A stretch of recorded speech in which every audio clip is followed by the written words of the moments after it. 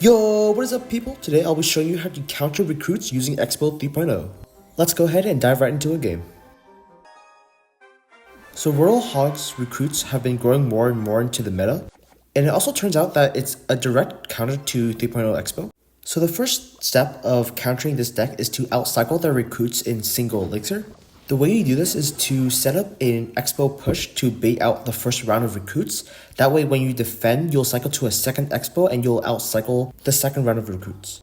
This might be one of the most important steps of defeating this deck because once you reach double or triple elixir, your opponent will always try to have a pair of recruits in their hand to counter your Expo.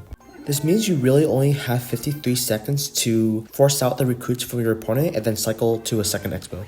The second step is also knowing how to defend perfectly. Specifically against Royal recruits, you always want to split your archers behind your king tower. This way your opponent will never hit both of your archers or the Tesla with their fireball or arrows. When you're defending, you always want to put the Tesla directly in the middle and guide both sides of the recruits with your knight and skeletons. Your opponent will always try to snipe off your Tesla with their flying machine, so it's always important to protect your Tesla with the knight in front of it.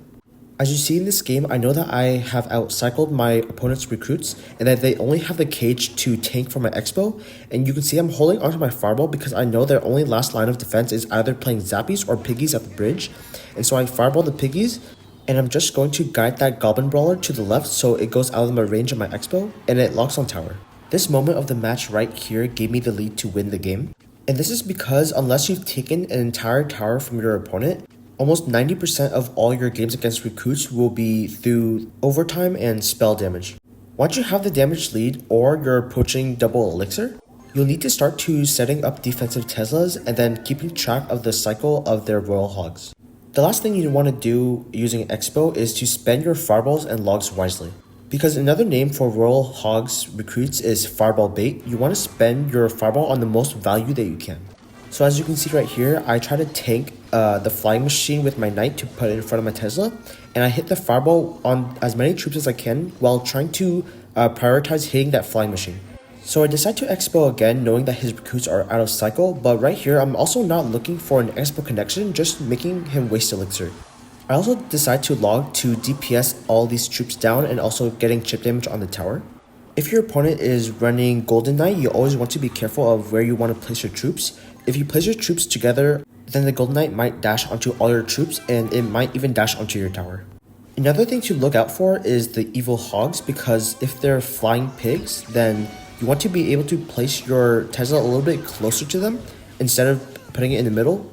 If your Tesla is directly in the middle, only 2 of the evil hogs will fly to your Tesla.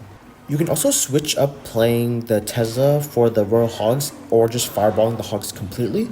Fireballing and skeletons will completely counter the Royal Hogs.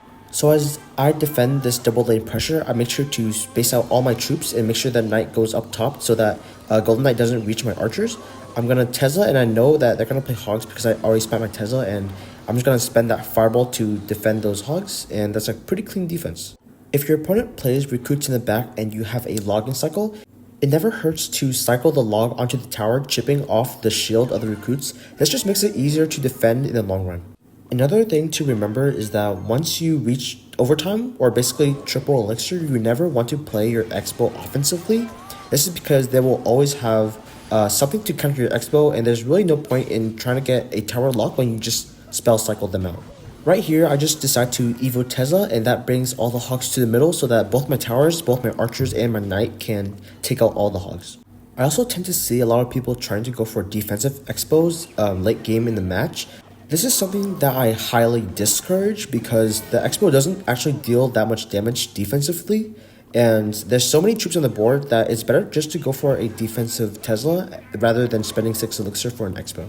Right here, I decide to log the right side and then fireball everything on the left side. Actually hit everything, which is actually really good. And then for the hogs, I just play the Tesla a little bit to the left to make sure that all the hogs go to that Tesla and everything goes to the middle. Because I have such a huge damage lead, I'm going to save my fireball defensively, and I'm still going to chip away the towers with the log to knock off the shields. And here I just get another valuable fireball onto the flying machine and the zappies in the middle, and then I just clean out the recruits with my troops.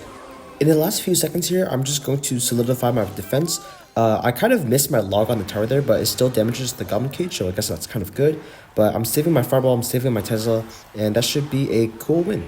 If you guys enjoyed these type of videos, make sure to subscribe and then comment down below which other deck you want to see me make a video about. Thank you guys so much for watching, and I'll see you guys in the next video.